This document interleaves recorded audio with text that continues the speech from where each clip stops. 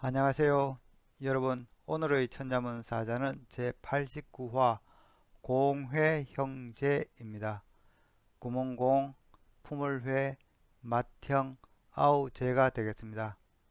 이 공은 구멍이라는 뜻 말고도 깊다, 심하다는 뜻이 있습니다. 그래서 공회라는 말에는 두 가지 의미가 있습니다. 첫째는 자궁에서 품다 는 뜻이 있을 수 있고, 또는 깊이 생각하다는 뜻이 가능합니다. 따라서 이 공의 형제는 이 한 어머니가 자궁에서 품은 이 형제라는 뜻이 될 수도 있고, 또는 서로 깊이 생각해주는 이 형제라는 뜻도 가능합니다. 보통 한 어머니 품에서 나온 형제를 동복이라고 하고, 어머니를 달리한 형제를 이복이라고 하죠. 시경 이 상체라는 시를 보면은 이 형제 공회라는 말이 나옵니다. 이때 이 공회는 서로 깊이 생각하다는 뜻으로 사용되고 있습니다. 상체는 이 아가이나무 혹은 이 산행두나무를 말합니다. 한번 읊어보도록 하겠습니다. 상체지화 악부유이, 이 산행두꽃, 이 꽃받침이 활짝 펼쳤네. 이 안이부는 자형의 형태가 이 꽃받침을 연상시킨다 해서 꽃받침, 꽃자루의 뜻이 있습니다. 번금지인 마교 형제, 지금 모든 사람들 이 형제만 같지 않네. 사상지위 형제 공해, 죽을 위기에서도 형제는 이 깊이 생각해주고, 원섭 부위 형제 구이, 언덕과 섭지에 이 시신이 널려 있어도 이 형제는 찾아 나선다네. 이 모일부는 여기서 이제 시신이 언덕과 섭지에 널려 있음을 표현한 것입니다.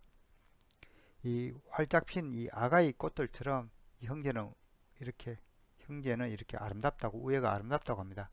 세상 모든 사람이 있어도 형제만 못하고, 죽을 위기에서도 형제는 서로를 위해주고, 이 전쟁터 형제의 시신을 찾아 장사 지내는 이도 역시 형제라고 말하고 있습니다. 그래서 형제는 서로를 한 몸처럼 깊이 생각해 준다는 의미에서 이 형제 공회 또는 이 공회 형제라 말한 것입니다. 그럼 글자에 대해 살펴보도록 하겠습니다. 먼저 구mon공을 설명드리겠습니다. 이 자는 아들 자, 그리고 스물언의 합자로 되어 있죠. 아들 자는 갓 태어난 아이를 그린 자형입니다. 이 각골자는 태어나지 얼마 되지 않은 아이의 이 뽀송뽀송한 머리털과 머리를 부각시키고, 몸체는 없이 이 발이 작게 그려져 있습니다. 아들자가 뜻하는 바는 아들, 자식, 첫째 지지, 남자, 당신, 서성, 열매 등의 이 다양한 뜻을 갖고 있습니다. 요 자형은 스물언의 간자체로 사용되고 있습니다. 원래 스물언은 이자죠. 그런데 자형이 워낙 복잡하므로 간자체로 이렇게 단순화된 형태를 사용하게 됩니다. 그리고 이 간자체는 이 형태가 세얼자로도 닮아 있어서 이 세얼로도 가끔 불리웁니다. 그런데 이 구mon공에서 보이는 이 형태는 사실은 그 기원을 따지자면은 스물언이나 세얼과는 관련은 없습니다. 이 구mon공은 이 배고파 우는 아이를 그린 자형입니다. 검문자형은 이 갓난 아이가 배가 고파 이렇게 입을 이렇게 벌리고 있는 모습입니다. 이는 속이 비었다는 의미로 해석이 되었습니다. 그런데 자형은 소전에 이르러서 아기가 배가 고파 이 어미의 젖을 이렇게 물고 있는 형태로 해석이 되었습니다. 그렇지만 속이 비었다는 의미는 그대로 갖고 있습니다. 구mon공이 뜻하는 바는 이 구멍, 굴, 비다, 공하다, 깊다, 크다, 통하다, 진하다, 험하다 등이 되겠습니다. 이 구mon공에서 파생한 자형으로는 이 배를 뜻하는 육다를이 들어간 형태가 있습니다. 이런 배가 비었다는 의미나 지금은 거의 사용되지 않는 자형입니다. 변에 입구자가 들어가 있는 자형은 이 아이가 배고픔에 운다는 의미로 이 울부짖을 후자가 되겠습니다. 변에 개사슴록이 들어간 형태는 이 들깨를 뜻하는 이 짐승 이름 후입니다. 이 짐승이 이 울분 있는 짐승을 의미한다 하겠습니다. 한편 이 구멍공과 이 형태가 비슷한 자형으로는 이 젖유자가 있습니다. 각골자형은 이 어머니 품에서 이 아이가 입을 벌려서 이렇게 어미의 이 젖을 먹고 있는 모습입니다. 건문 형태는 이 아들자 위에 이 움켜쥐다는 손톱조가 추가되어 있습니다. 즉 어머니의 가슴을 쥐고 이 아이가 젖을 먹는 광경을 떠올리게 합니다. 이때만 해도 자형은 이 구멍공과는 사실은 그렇게 형태상으로 닮아 있지 않습니다. 소전에서는 손톱조와 이 구멍공의 조합으로 바뀌게 되는데요. 이는 소전에 이르러 이 자형의 형태가 구멍공이 어머니의 젖을 물고 있는 아기로 보았기 때문입니다. 전유가 뜻하는 바는 이 젖, 유왕, 어머니, 젖먹이, 수유하다 등이 되겠습니다. 다음 자는 품을회입니다. 이 자는 신방변에 오디자가 있고 이 오디자 안에 이 뒷조철 답이 들어가 있는 형태입니다. 오디자는 정확하게는 이 한복의 이 저고리 목깃 부분을 사실 그린 자형입니다. 각고나 건문에서 오디자는 옷감을 대표하는 자형이었지만은 소전에 이르러 오디자는 단순히 이 윗옷을 의미하게 되고 이 아래로 옷은 이 치마 상체로 구분이 되었습니다. 그렇지만 현재 오디자는 보통 이 옷을 통칭하는 자형으로 사용되고 있습니다. 뒷조철 답은 이 눈목자와 물숫자가 합쳐진 자형입니다. 이는 이 눈에서 물이 흘러내리는 즉 눈물이 나는 것을 표현한 자형이 되겠습니다. 그래서 이 자는 주로 이 누군가 죽음으로 인해서 떠나보내는 이 모습을 나타내고 있습니다. 오늘 의미는 헤어짐을 아쉬워하여 이 눈으로 뒤쫓자는 뜻으로 해석이 되어서 뒷조철 답으로 불리고 있지만은 단독 사용으로는 거의 쓰이지 않고 있습니다. 품을회는 이 옷 안에 이 헤어짐을 아쉬워하는 이 뒷조철 답이 들어간 형태입니다. 즉 품속, 즉 마음속에 이 아쉬움을 품었다는 표현이 되는 거죠. 건문자형에는 사실은 이 신방변이 없었지만 마음에 품었다는 것을 정확하게 나타내기 위해서 소전에서는 이 신방변이 이렇게 추가가 됩니다. 신방변이 없는 이 품을 회자도 여전히 남아있지만 잘 사용되지 않습니다. 의미상으로는 동등합니다. 품을 회가 뜻하는 바는 임신하다, 생각하다, 둘러싸다, 마음, 생각 등이 되겠습니다. 한편 이 품 속에 아쉬운 마음을 품은 것이 아니라 귀신귀자, 즉 귀신을 품은 이 품을 회자가 있기도 합니다. 이는 마음속에 귀신이 들어앉은 것을 의미하며 이 좋지 않은 상황을 의미합니다. 다음 자는 맏형자입니다. 이 자는 이 입구자와 어진 사람인의 합자로 되어 있죠.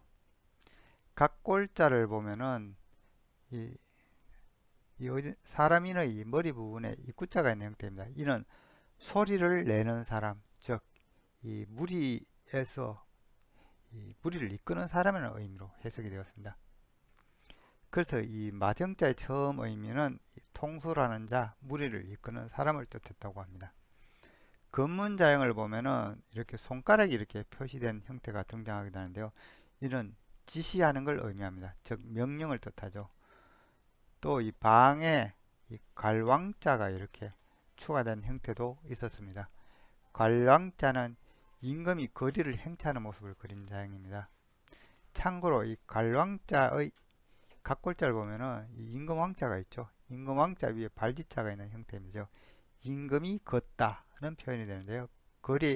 건문에서는 거리를 걷다는 의미를 나타내기 위해서 이제 거리를 뜻하는 이 행자를 이렇게 변에 추가하면서 오늘날의 자형이 만들어지게 됩니다. 즉, 이 맏형자는 임금이 행차하는 모습, 소리를 내지르는 모습을 그린 자형이라 할 수 있겠습니다. 이 소전에서 이 형자는 이 각골자와 동등하게 이 구자와 어진 사람인의 조합으로 굳어졌습니다. 이 마등자는 무리를 통솔하는 자라는 의미에서 나중에는 형제 중에서 가장 나이가 많은 사람을 뜻하게 되는데요.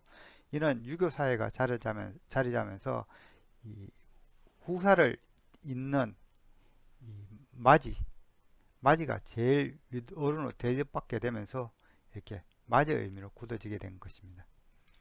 맞이가 뜻하는 말은 형, 맞이, 나이가 많다, 훌륭하다 등이 되겠습니다. 오늘의 마지막 자는 아우제가 되겠습니다. 이제는 자형에 이렇게 활궁자가 있지만 사실은 자형을 보면 활궁자는 상관은 없습니다.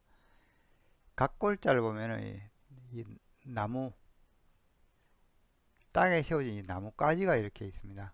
그리고 이 나뭇가지 주로 이렇게 밧줄을 휘감고 있습니다. 고대에는 이 밧줄을 이렇게 감은 횟수로서 그 차례를 나타내었다고 합니다. 그래서 제의 처음 의미는 차례, 순서라는 뜻이었습니다. 아직도 이 제는 이 차례 순서의 뜻이 있기도 합니다. 점차 제는 이 차례라기보다는 사람 간의 서열을 말하게 되는데요. 이는 다음 차례의 의미로 이 맞이가 아닌 그 아래, 즉 동생 어린 사람을 뜻하게 된 것입니다. 자행이 이 동생의 의미로 널리 사용하게 되자 소년에서부터는 이 차례의 의미를 달리 나타내기 위해서 이 대죽자를 이렇게 추구한 차례제가 따로 만들어지게 됩니다. 당시에는 이 죽간에 이 차례를 매겼기 때문에 대죽자가 들어간 것으로 보고 있습니다. 그래서 이 아우제가 뜻하는 바는 이 아우, 어린 사람, 제작, 순서, 차례 등이 되겠습니다. 그렇지만 아우제가 나무에 이 줄을 청으로 맨 것에서 나왔기 때문에 이와 관련된 자형으로는 이 사다리제가 있죠. 이 변에 나무목이 들어가서 이 나무가 이 청을 이루었다는 의미로 풀이되어 사다리를 뜻합니다. 그런데 이 아우제를 건문 자형을 보면은 이 창가자와 사실 상당히 닮아 있습니다. 창가자는 이 막대의 이 끝에 이렇게 칼날을 이렇게 맨 것에서 나온 자형인데요. 그래서 가끔 아우제가 구성자로 이렇게 들어가게 되면은 이 본연의 뜻이 밧줄을 맨 것이 아닌 칼날을 맨 걸로 해석하는 경우들이 있습니다. 이와 같은 경우는 이 머리 깎을 채자인데요.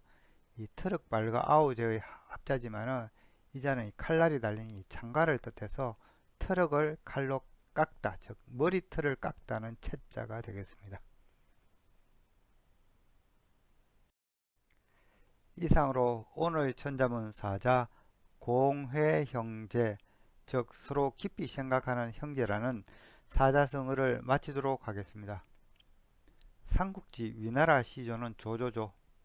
이 조조의 이 맏아들 조비와 셋째 이 조식의 경우를 살펴보면은 모든 형제가 서로를 깊이 생각해 주지는 않는 것 같습니다. 이 세설신어 문학편에는 다음과 같은 이야기가 실려 있습니다. 조조는 이 맞이인 조비보다는 문학적 소양이 깊었던 이 조식을 더 총애했다고 합니다. 조조가 죽고 이 왕이 된 조비는 조식을 매우 싫어하여 적당한 구실을 붙여 그를 죽이고자 합니다. 그를 불러 이 7걸음에 시 한 수를 지으라 명하고 못 지을 경우 엄벌에 처하겠다고 하였습니다.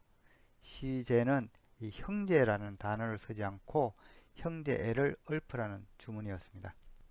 이렇게 나온 시가 이 조식의 이 칠보지시가 되겠습니다.